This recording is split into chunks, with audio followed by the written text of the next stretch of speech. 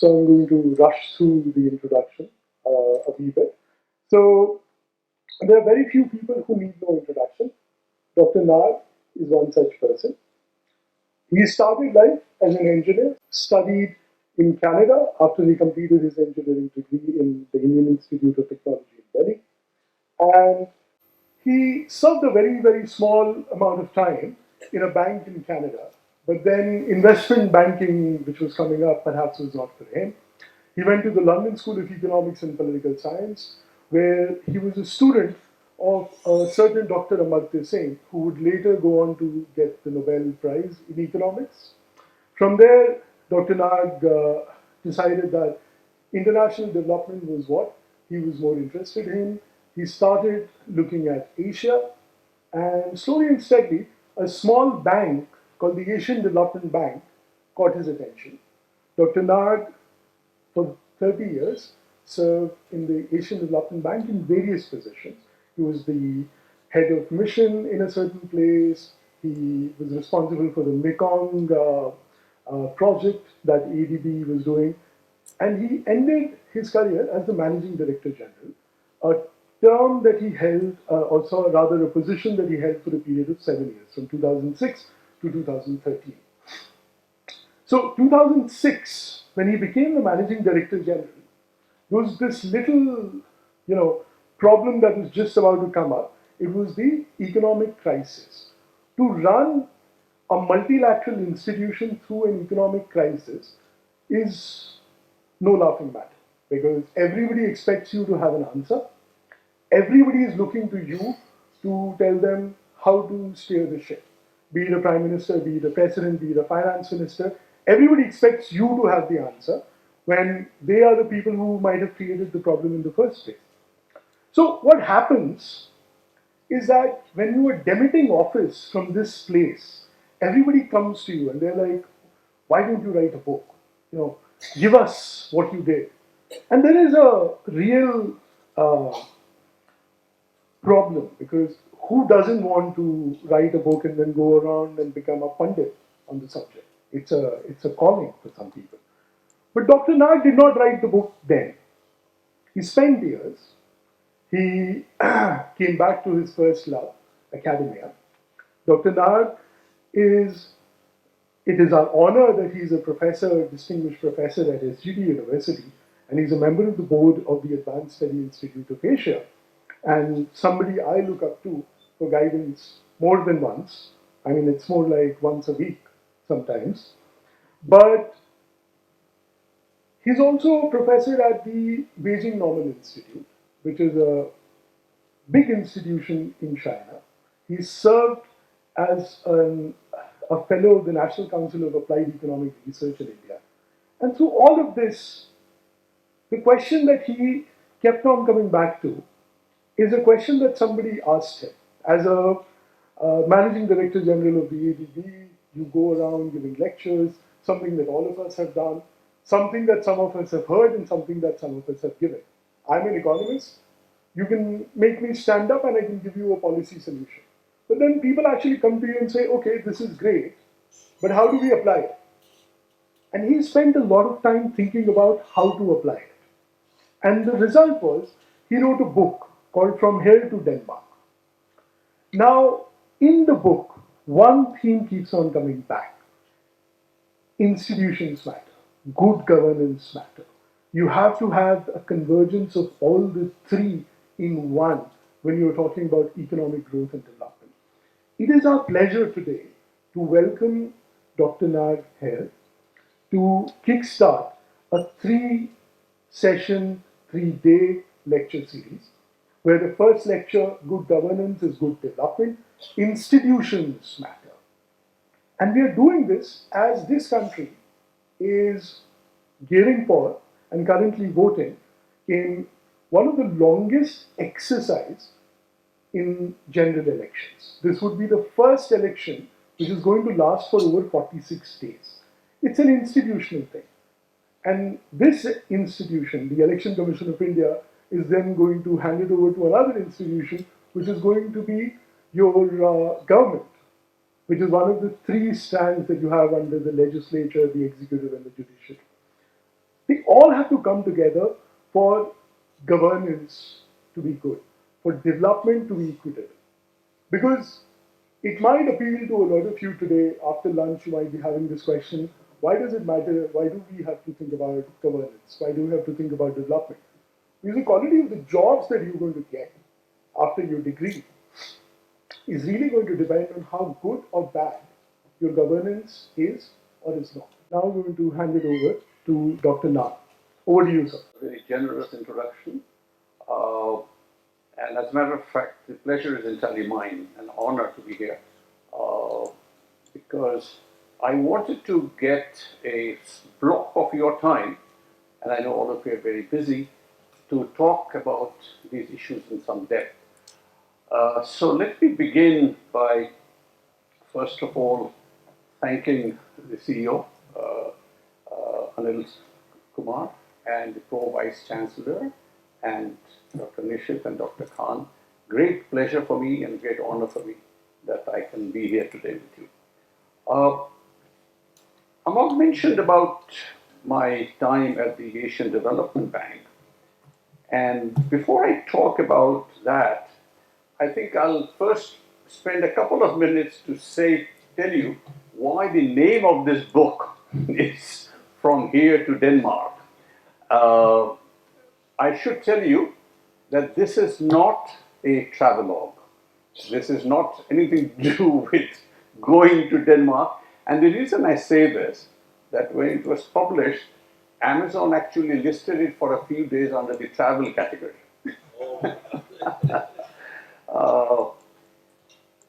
Here is a hypothetical construct of a place where there is injustice, there is fear in the minds of people, there is fear about security, about violence, there is exploitation of the poor and the women, and everything that you can imagine makes life difficult. In my work in ADB, of course, as you would imagine, I have to travel a lot to many countries.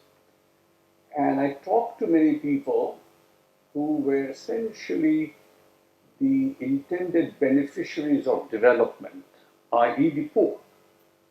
What struck me was the poor, and whether it didn't matter where it was, Vietnam or India or anywhere, didn't speak so much about poverty. That was a given. I mean, there's obviously income deficit. But they really talked about the fact that they were always afraid of the village head. They were afraid of the moneylender. They were afraid of the capricious elite who would sort of exploit them. They were afraid of the knock on the door. And they were afraid of the bureaucrats. They were afraid of anybody in power. Essentially, what struck me was each one of them, in their own way, was talking about governance or the lack of it. And I thought that if you're really going to improve the lot of the people, which is what development is all about, then we have to look at this whole canvas much more broadly than just increasing incomes. And I'll talk more about that. I want you to start thinking of development not just in terms of GDP growth. It's important, no question. We obviously have to see greater incomes for people, but there is much more to life. You have to have the security, you have to have the confidence, the health, the education, etc. So here is, as I said, a hypothetical construct describing that place.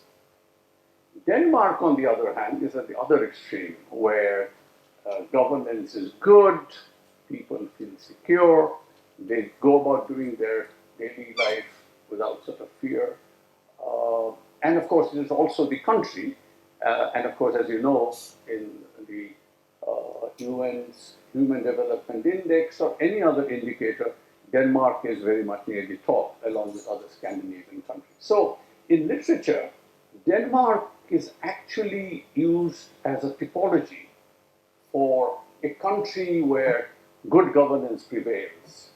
And in my mind, I think it's probably the place that Tagore thought of. There it goes. I thought I'd switched it off. Sorry about that. And it's a specific spam in any case. Sorry about that. And Tagore's famous poem, which I'm sure you all have heard of, where the mind is without fear and the head is held high. And I've always thought of Denmark to be that place in Tagore's mind, where people can, hold their heads high. So from here to Denmark is essentially that trajectory of going from a country or a place with bad governance, with fear, with insecurity, with threat of violence, with discrimination, gender discrimination, caste discrimination, racial discrimination, to a place where you are recognized as a person in your own right. And Amogh is quite right, actually. He was relating a true incident that I'd gone to a country and I was, like we all do, give lectures, and I was telling the minister in the Prime Minister's office about the need for good governance and all of that. And this was a country in East Asia where, of course, people are very, very polite and people are very soft. And she looked at me and said, Mr. Nag, I agree with everything you have said, but what do we do? You've told me, things that have been done. She didn't say what to do. She meant it in the sense of how do we do it? What to do is a list of 1, 2, 3. And that question was asked of me sometimes in the 90s, 30 years back. Many of you weren't born then.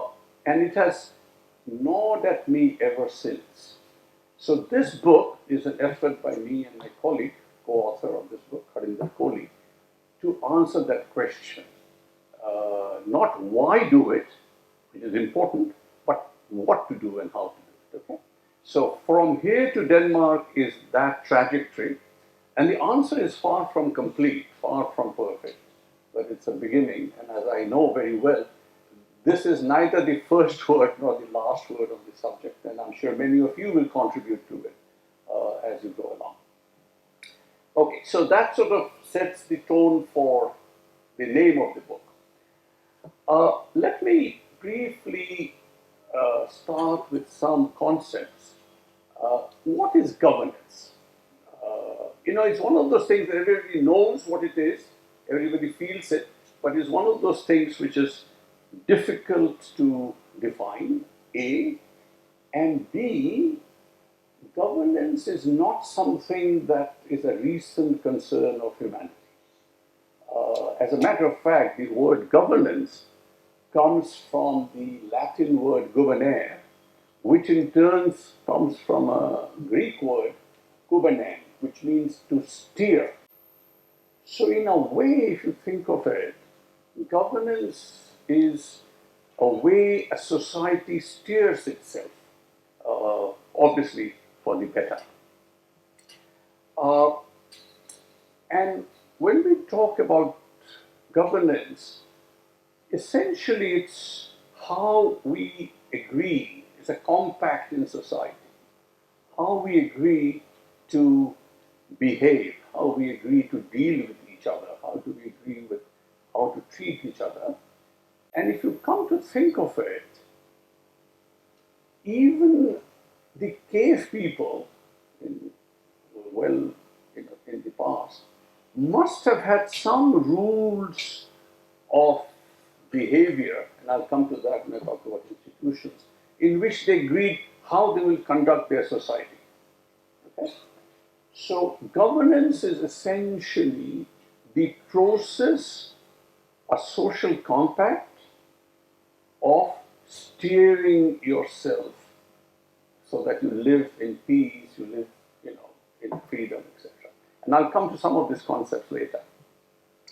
But before I get too far, I want to introduce the concept of two Sanskrit words, which of course is no issue for you.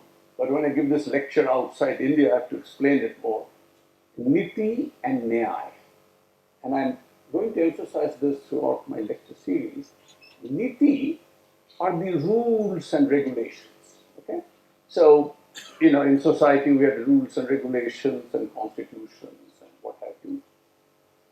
Nyaya, on the other hand, is justice. And niti and nyaya are obviously related, but it is obviously nyaya is more important because niti, you can have all the good rules, but it may or may not be enforced, it may or may not be implemented. So nyaya is essentially the question of justice that we're talking about. I also want to introduce a concept of intrinsic value and instrumental value. And these are just some concepts that I want you to keep in mind. It will come to you, later. The intrinsic value is something which is good in its own right. Think of honesty. Some would say, look, I want to be honest because it's good. And nothing else. I don't know if I'll get anything out of it. Maybe I'll not. Maybe I'll actually suffer because I'm honest. But intrinsically, that's important for me. Similarly, governance, good governance obviously, has an intrinsic value. It's good in its own right. A society has good governance, people can live in freedom, people can live without fear. That's intrinsic value. There's an instrumental value, which I'll show you as we go along, which shows that being honest, say, actually is a good business strategy. And that is the instrumental value. So there is actually an economic or social or other positive impacts of honesty. Similarly, good governance. There are instrumental values of governance. But I want to emphasize that a society might have to make a compact with itself. I don't know if it will or if it does, might make a compact with itself that good governance is good for us, we as people. Now, Amogh mentioned about Professor Sen, who I had the privilege of being a student of. He expanded the concept of development, which is what I want to come to next, because the topic today is good governance is good development. So what is development? And I alluded to it right at the beginning. Development is beyond just economics. Professor Sen has expressed this concept of development in the context of freedom. His book, Development as Freedom, one of the books referred to in his Nobel Prize citation, basically talks about three fundamental freedoms that human beings and societies would expect. One is freedom from want, freedom from hunger, freedom from poverty, freedom from lack of shelter, etc. That's obviously a fundamental freedom. The second one is freedom from violence. Those of us who live in a reasonably safe society won't ever know the feeling of not only the violence itself, but threat of violence. And I've been to many places. I was in Indochina countries even before the Vietnam War was over, and the Paris Peace Accords were being signed. What people talked about was not the bombings that happened, which was obviously disastrous, but the fear of the bombing that will happen. They said that is the one which sapped them even more. And all of you would be able to relate to stories like that. The fear of the knock on the door at night. Whether that knock actually happens and whether there is violence at the other end is a different thing. The fear itself. So freedom from fear, freedom from violence, and freedom from injustice. So it is this composite of freedom that we are talking about when we talk about development. And the reason I keep emphasizing it is for too long, us economists have focused too much on GDP growth.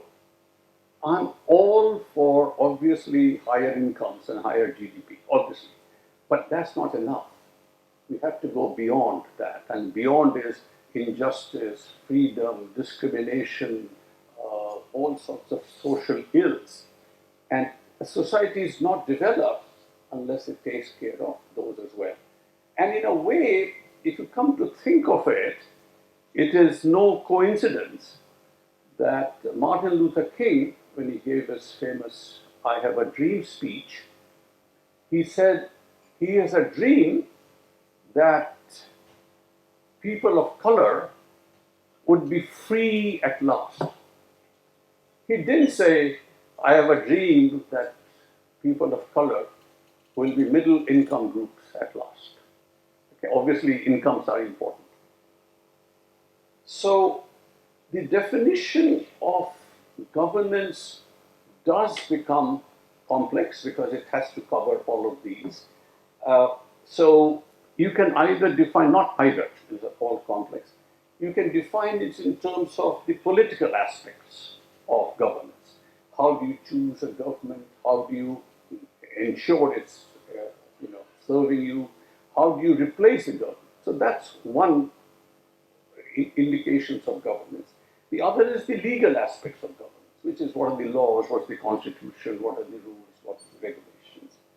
And the third is this capacity of governance and capacity of the government rather than governance, capacity of a civic society to hold accountable. So governance is all of them combined and each of them individually. Okay? So I would say governance really has to have basically these four elements. First of all is predictability. If you have good governance in society, you must have an idea of how you are expected to behave, how the government will behave, and what will be the consequence if you don't. Take a very simple example. Red light at the traffic stop. You're expected to stop. If you don't stop, you will be fined. And that is as simple as that, is predictability. There is a law which says, thou shalt not do this, and you know that law, you know that I know, and I know that you know. So that whole society has a common knowledge base which is predictable.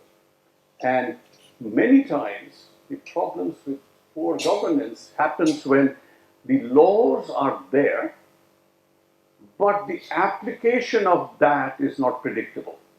So if your uncle is the commissioner of police, you might have a different treatment than if you don't have an uncle who is the police commissioner. As a matter of fact, I was in Australia just last week, and what I was struck was big billboards which say, and the Australians, as you know, are very direct. They actually don't mess around with words and sentiments. And it said, police can catch you anytime, anywhere, anyone. Predictability. I mean, let there be no doubt that, anytime, anywhere, anyone. The second is transparency. You know what the laws are, and you know what the rules are, and you know how they were established, and then you can't say, oh, I didn't know, or because, it's and again, Australia's example, many of you I'm sure have gone, as you start to land in Australia, they're very strict about bringing in food and fruits and plants. Again, no messing around. They always show a video on the flight landing, and it says, don't say sorry, just declare. Because it has to be very transparent. You can't say, I didn't know. It has to have participation. And this is a very important part of good governance, and that is, good governance is not just a top-down process by the government and the leaders. Good governance doesn't look at us, the people, as just recipients of kindness and largesse from the rulers. You and I are participants in that governance process. And that participation is a critical element of good governance. And the last one, and a very important one, is accountability. Of course, as you will see, these are all related. You are the police officer, you didn't do this, you are accountable for why you didn't do it, and therefore it's predictable that your punishments will follow, whatever they are. So I've drawn this 4 gears.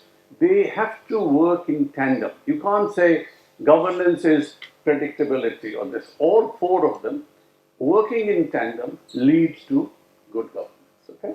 So if you keep this framework in mind, that will be something which will be of help as we go along. Now, as I said, governance is a multi-dimensional concept. It is political, it's got the capacity, it's got legal, it's got all of these 4. So if you think defining governance is complex, measuring it is even more so. But we must measure, because otherwise it is very difficult to say whether we're improving or not improving, country A better than country B, etc. And again, I won't go through the whole vast literature and large part of it, not large part of it, some part of it is in the book. The World Bank produces what's called the World Governance Indicators. And what they have done, they have taken 3 clusters of aspects of governance. First one, as I just said, how governments are selected, how they're monitored, and how they're replaced. And within that, they've got 2 sub-components, voice and accountability. Do people have a voice? That is the participation angle. And the political stability, the absence of violence, the absence of terrorism, etc. So that's one cluster. The second one, as I told you, capacity of the government. What is the government effectiveness in what they deliver? Regulatory quality, how good are the regulations, how good are the laws? And the third is the respect of citizens and state, that is the participation. Is there rule of law? And more importantly, is there ruled by law? And this goes back to the issue of niti and nyaya. Niti is rule. Nyaya is applied rule. Okay? So you might have the perfect rules, but if not applied fairly, if it is applied capriciously, then you don't have nyaya. So rule of law, rule by law, control of corruption. So those are the 6. So what we did, my colleague and I, we took 20 countries. We took Denmark, of course, as the obvious yardstick. We took US, Japan, and China as the 3 largest economies. We took India, obviously, for its large size, growing economy. Then we took countries which sort of, are at the lower end of the economic spectrum. We took some countries in Africa. We took some countries in East Asia. We took countries which did very well with the resource boom, and countries which did very well after the liberalization processes. We took South Korea. As you would know, South Korea was actually poorer than North Korea as late as 1970. The per capita income was higher in North Korea. That was 1970. By 1995, South Korea had become an OECD country, which means an advanced economy. We took countries like Botswana, Georgia, Uruguay, which have in the last recent years, decades, have shown significant improvement in their governance. We took Nigeria and Indonesia. In Nigeria and Indonesia both had a fantastic resource boom. Nigeria wasted it all. Nigeria essentially had a huge spree of corruption and other things. Indonesia had corruption issues, but still managed much better. So what happens? So we took 20 countries, we took in, as I said, different regions all over the world, and of course there is different income groups. So let me show you, do I just sort of, there it is, it worked.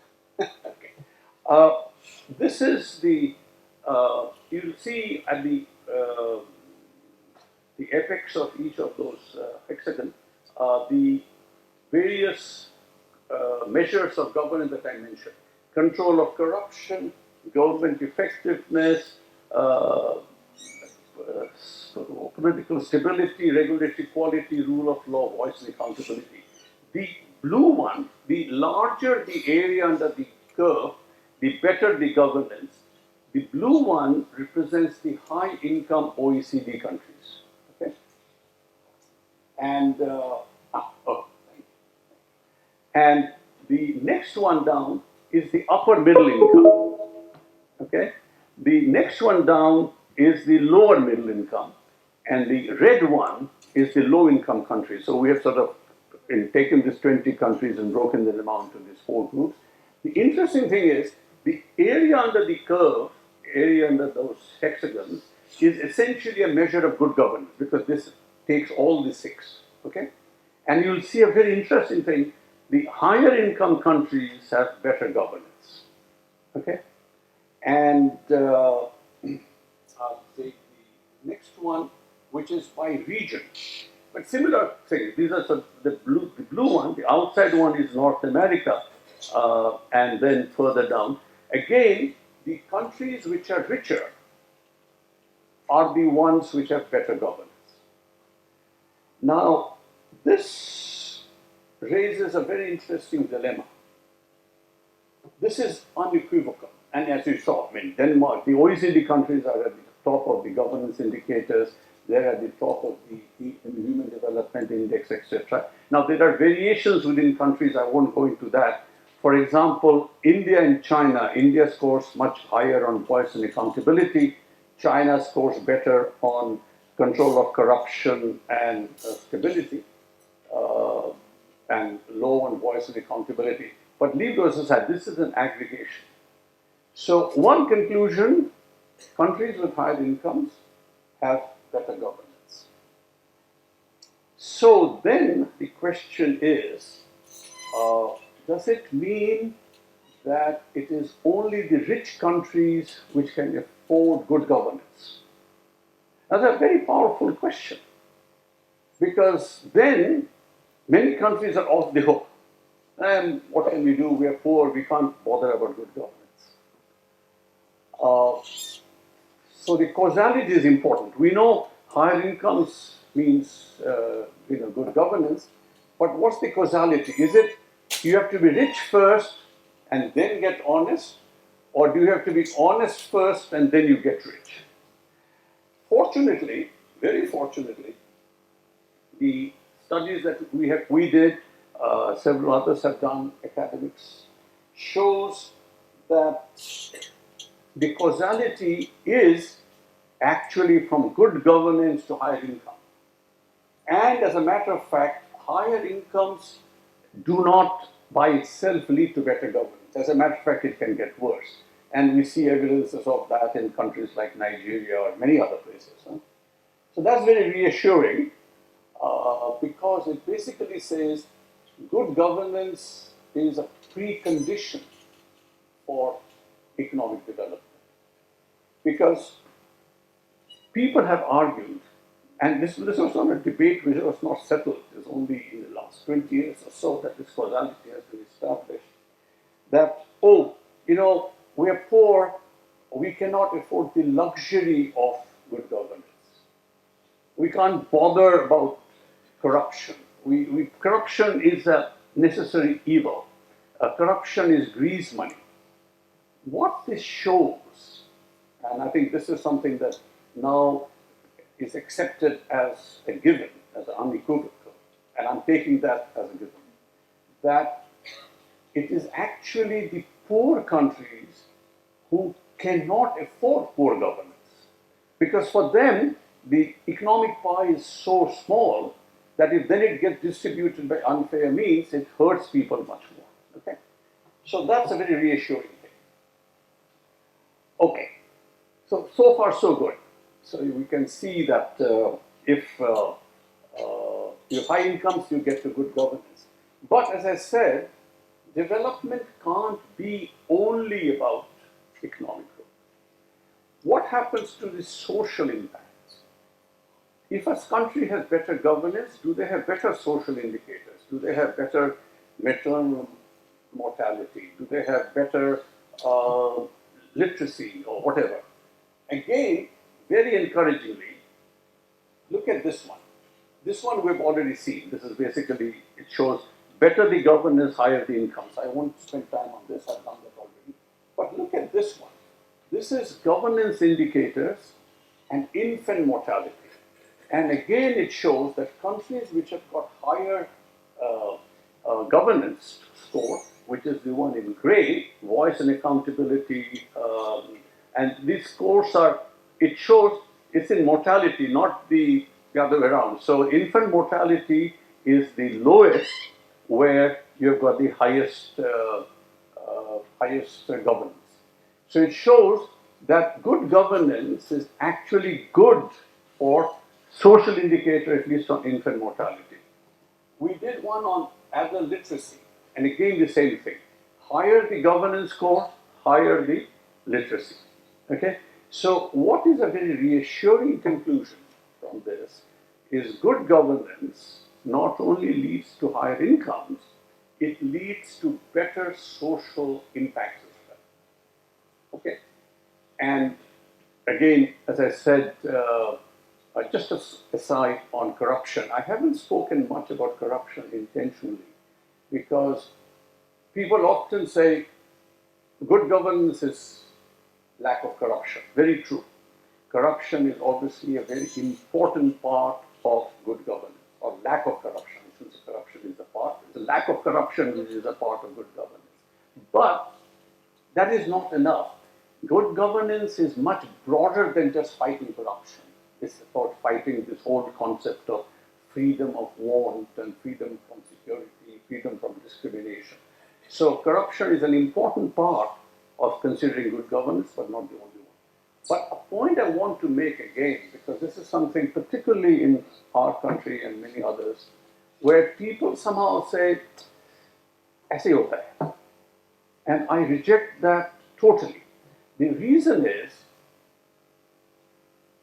there is nothing which shows, and I'm being not sort of emotional about it. This is just now proven data and analytics, and all of you are in the sciences. So, grease money theory, that oh, this is a way to grease the wheels of the economy, not true.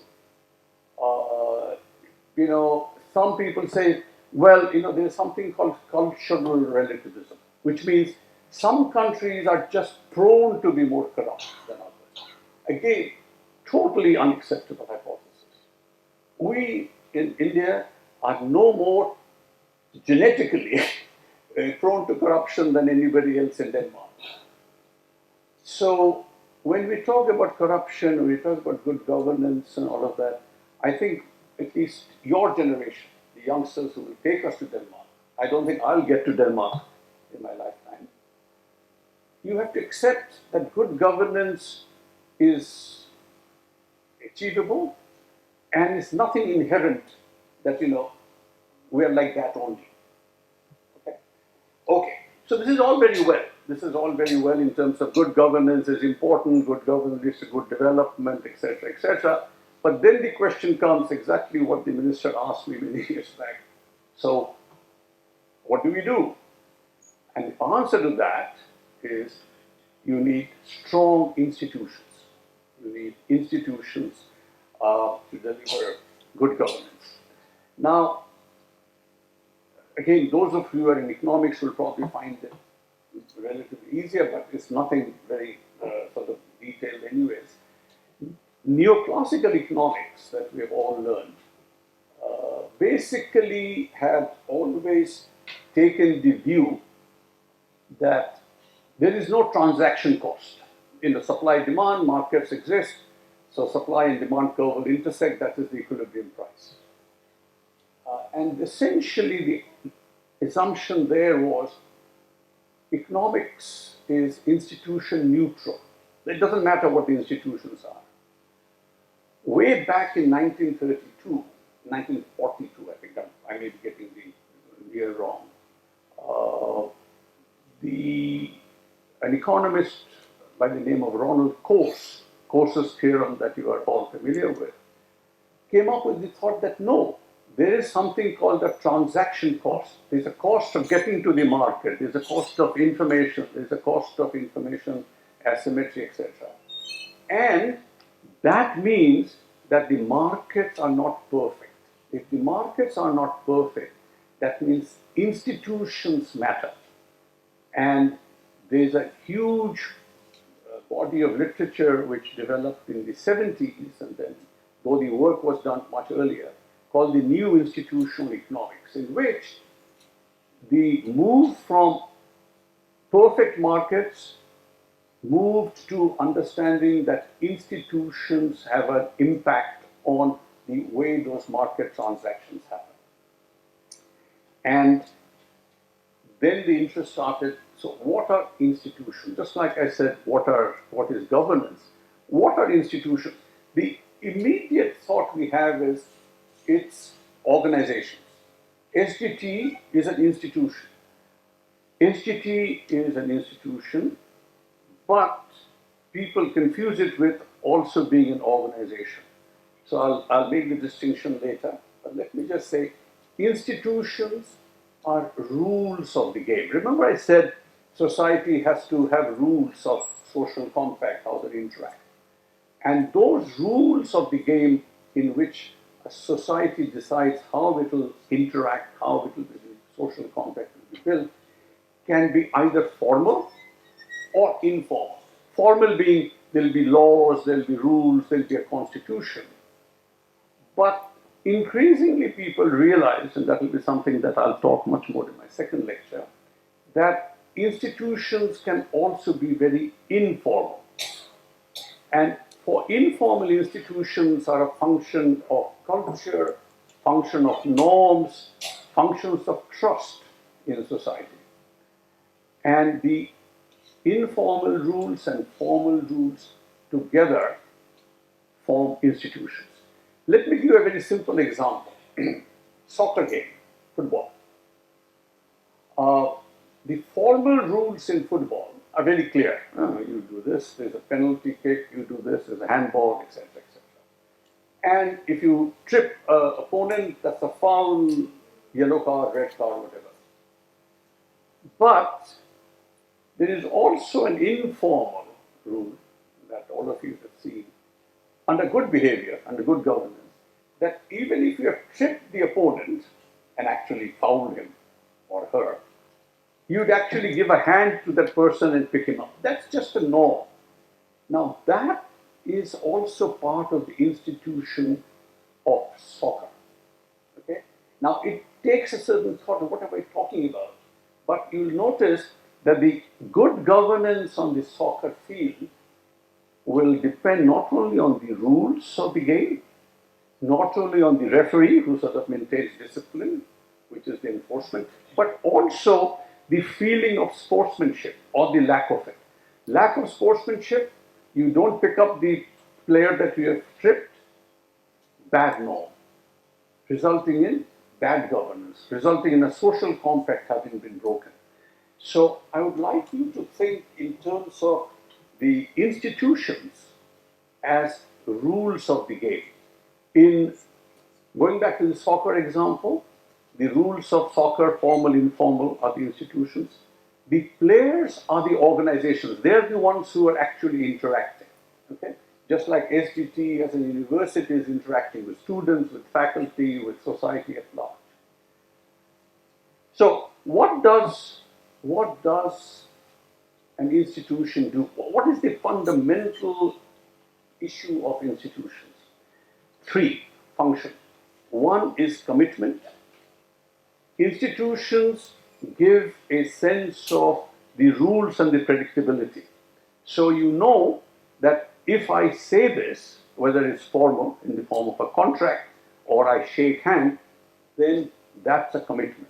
Now, in the very old days, before you sort of had international trade in the form we know, the Maghrebs, the traders from northern Africa, their whole community thrived on the basis of an institution in which the Maghrebi traders would essentially be based in countries all around the Ottoman Empire.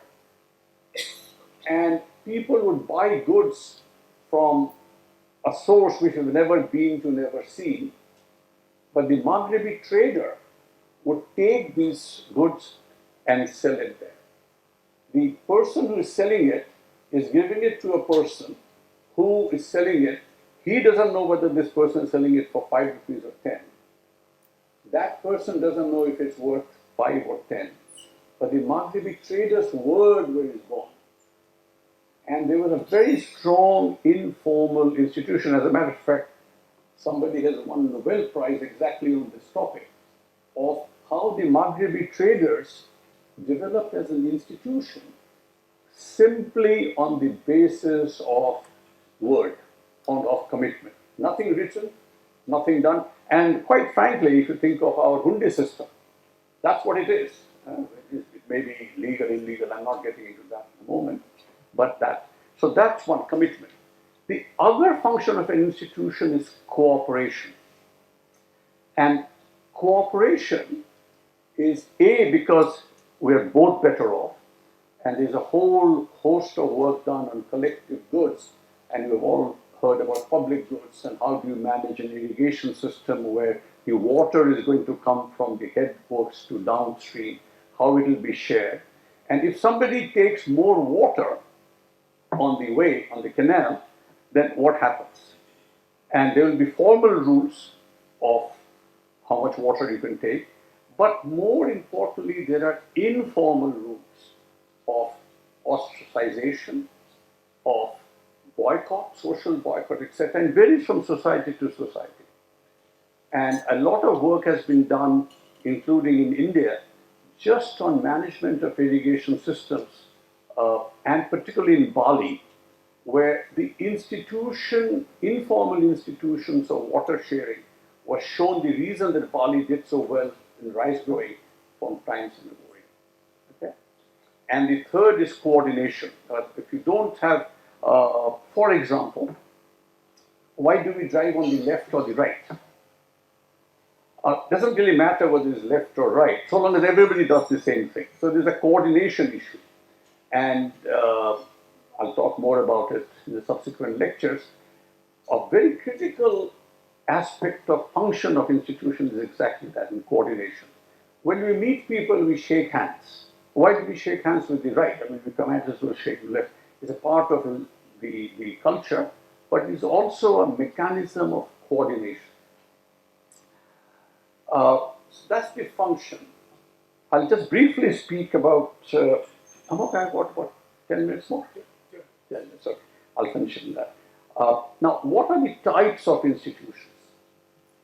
For a long time again, you see, economists have done some good, but they've also done a lot of bad.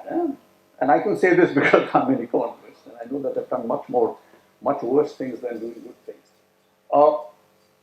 Economists, for a long time, and I was mentioning this to Dr. Khan at lunch today, that we're all in silos. And economists always assume that because I have a model, because I can do some econometric work, I know the answers. And for us, only economics matters. And we forget that in real life, there is something called politics. And as a matter of fact, politics matters. And politics actually matters much more than economics because of what is called the power asymmetry in society. The pure economics work will work if everybody is equally powerful. Enough suppliers, enough demanders, the market will work. But the fact is that it is not always the case. And the political power in society is asymmetrical. Those who have the political power will be very reluctant to give up some power for the sake of the others. And yet, that is what drives, and Amogh was referring to the elections we're having, that really is much more, I mean, almost exclusively on the politics. And yet what happens in the elections has a much greater influence on us and governance and everything else. So the importance of political institutions and economic institutions. And just think in terms of, if the powerful have the political power, why should they give up any of that for the less? And the answer to that is, history shows that political power is shared not out of their magnanimity, but because the people who have the power realize that the alternative could be worse. And the glorious revolution in Britain is a classic example, where the king was deposed, executed actually, lost his head, King Charles I, and the nobles decided that it's better for them to share some political power and therefore the economic power, so that their life could be spared. And that was the origin of the 1688 glorious revolution. These details don't matter. What I'm saying is that politics and economics intersect, and that is how the society can move to becoming more inclusive. The reason I brought in the word inclusive is, again, you might have heard of Darren Acemoglu and Jim Robinson. They wrote a book in 2012 called Why Nations Fail. And their basic answer was, nations fail when their institutions are extractive. A few people extract more than they give. And inclusive is when everybody has a fair shot at the pot. And they give examples, very interesting examples of North Korea, South Korea, exactly the same culture, same people, same heritage. Economic performance is very different. In bordering Mexico and California, very different economic outcomes, but very similar people. And their conclusion was, is because institutions, if they're not inclusive, which again means if they're not fair, level playing field, it does not give an opportunity.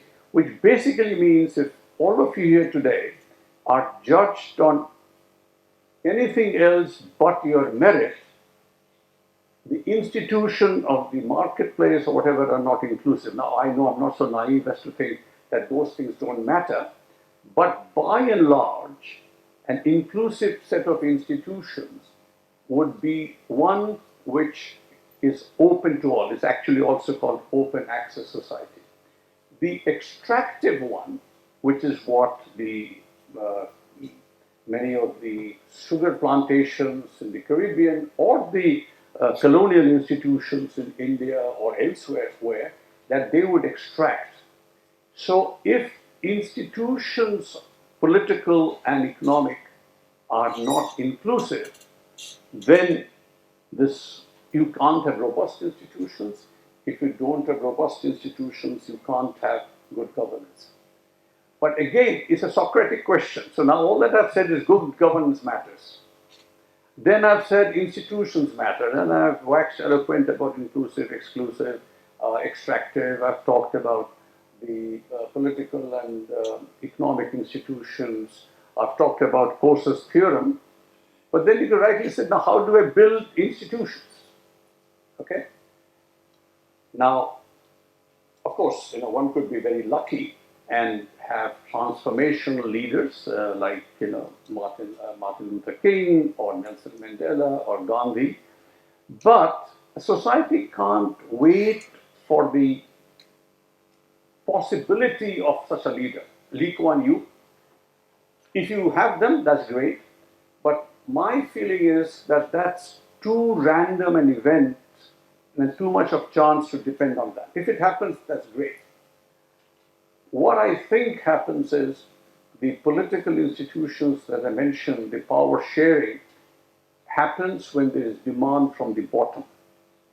And that means that there has to be the people, and we'll talk about that in my third lecture, they must demand good governance.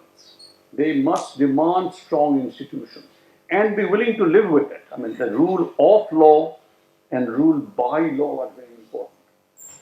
I'll just give you one simple example and then conclude. I live in Gurugram, as I think many of you do. Near my house, there is a three-way stop. Every morning, there's a huge chaos, traffic jam, because all cars get into the intersection and stop. Harinder, my other co-author, he lives in Washington. He has exactly as it happens, same situation. The three cross, there's a stop sign, everybody stops, goes, stops, goes. And I've always been struck at why don't we do it in Gurugram, Haryana, near my house. It's not because there is no stop sign. Actually, there's a stop sign which somebody has pulled off. It's not because the cops aren't there. Cops are there, but he's somewhere else. It's not because people don't know the rules. It's because I don't stop because I know or I think you will not stop. And you don't stop because you think I will not stop. And it's a real life example. When I came back from Manila, I said, well, I'm going to stop. And I got honked from the back. And then a car passed me and actually used some expletives to basically say, what the hell are you doing, blocking the traffic? The reason I mention this is because this is an institutional issue. This is an institutional issue. It takes time to change. Will that three-way stop situation change in my neighborhood? I'll give you some examples how it will change. But the bottom line is, it will change. That demand has to come from below, not from top, which requires two things. Which requires human capital, which is education and health, particularly of girls, that building up the human capital of society, and participation. And again, participation, which I showed you in one of those diagrams, is not a largesse given by the leaders or rulers that, okay, I allow you to participate. It's a demand for participation, but also accountability. I can't just participate by getting on the street and shouting slogans. I have to be accountable for my actions as well. So, if you can build this human capital, which I know is an important message to academics like all of you, that you build human capital in society, health and education. You build the participability of people. Again, you need human capital. People cannot participate if they're not well enough, which means healthy enough, and skilled enough, which means educated enough to do that. I should hurriedly say that does not mean that educated people are naturally delivers in good governance. People who cross that three-way cross near the house, I think, are all educated. But we'll keep that for another time. So that is my basic message. Good governance matters. Good governance is good development. To deliver good governance, you need good institutions and solid institutions. And you develop solid institutions by recognizing two fundamental things. That politics matters, social structures matter, the division of power matters. You recognize that, and the only way we'll be able to move it forward is by emphasizing human capital and human participation. Next lecture, I'll get into new institutional economics meets behavioral economics, because many of the things that I've said are really informal institutions, and they are affected very much by culture, by norms, by trust, all of those. And the third one will be the role of the state, the markets, and the community, which will then try to bring it all together. So with that, I thank you very much.